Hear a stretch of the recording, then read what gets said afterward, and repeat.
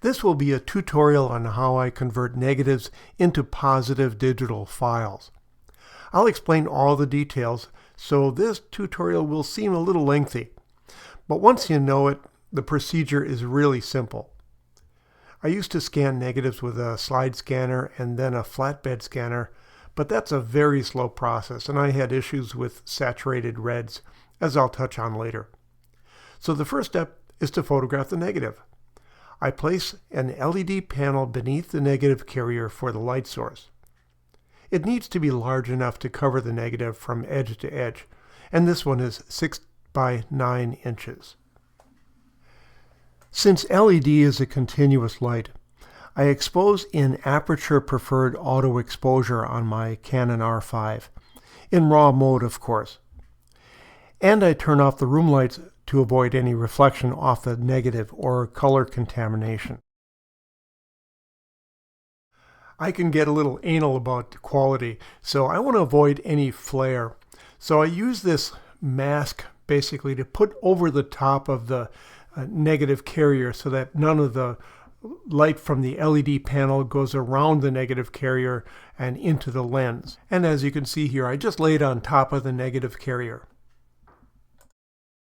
After I built that first negative carrier, I decided I didn't want to use that mask to block the stray light coming around each carrier and possibly causing flare into the lens. So I made new negative carriers for each of the different size of negatives, 35mm, 645, and 6x7 to be wider. So that way that the platform itself blocks that lower LED light rather than having to use a mask that I would have to hold for each one. On an individual basis, one by one, that's fine, but if I'm going to do massive quantities of negatives, which I intend to do for all my negatives that I still have, I didn't want to mess with that. Let's start by making the camera level in both directions. By the way, the thing in the background is an electronic shutter release, so I don't have to touch the camera, which could potentially cause camera shake. Then I level the negative carrier in both directions.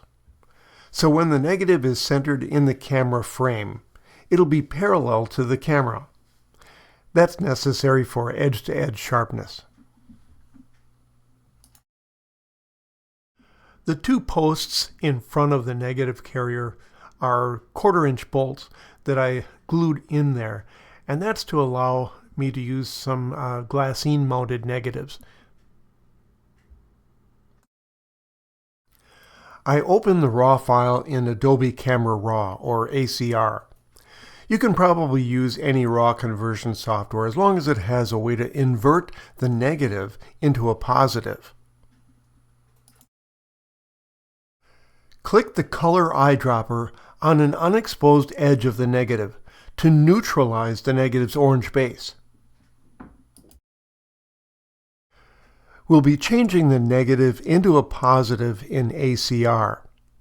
The reason I invert the negative in RAW is because if you invert the negative in Photoshop instead of your RAW software, strong reds like lips can get oversaturated. Conversely, and to a lesser extent, when inverting the negative in RAW, cyan can now get oversaturated. So inspect any foliage, moss, or anything with strong cyans to make sure it's not a problem. If it is, use the cyan adjustment in hue saturation to reduce them. Or you can go back to the negative in RAW, leave it as a negative, then open and invert it this time in Photoshop. Layer them and mask out the bad cyan. Here's the corrected image with cyans and greens that are more realistic.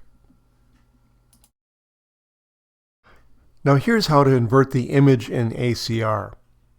Scroll down to the curve and move the left point of the curve all the way up and the right point all the way down. Inverting in ACR also inverts the action on some of the sliders. So when you're moving a slider to the right, it'll be like moving it to the left if you were working on a normal raw file. The highlight slider now adjusts shadows, and the shadow slider now adjusts highlights, and so on. Yes, this image looks weak, but this is just the start. Back up in the light panel, the contrast slider needs to be all the way up, which is to the right. Now adjust the exposure, highlight, shadow, color temperature, and tint sliders to make it look as good as possible. You can select either the R, G, or B circles on the curve palette to adjust each individual color's highlights or shadows. However, I find that easier to do in Photoshop.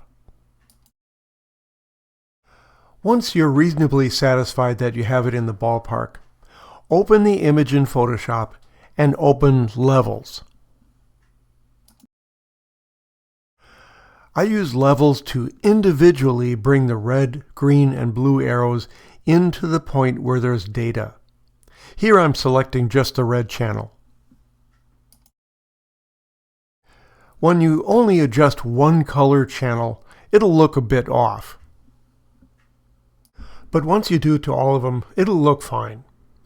Do it on both the highlight and the shadow ends of the histogram. Bringing the right arrow in makes the highlight more that color, and bringing the left arrow in makes the shadows more that color. And of course, the middle arrow shifts the whole range of that color.